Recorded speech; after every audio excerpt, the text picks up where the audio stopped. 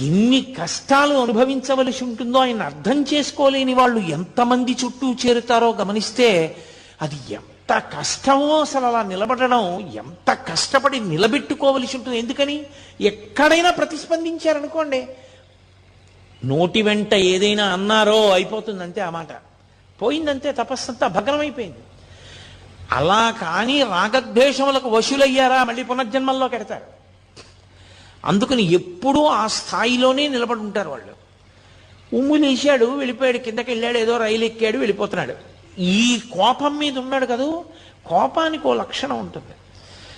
అది ఎక్కడ నుంచో వస్తుంది అనుకుంటే తప్పు. కోపం వచ్చింది అంటారు. కోపం వచ్చింది అంటే ఎక్కడి నుంచో వచ్చి ఉండాలి.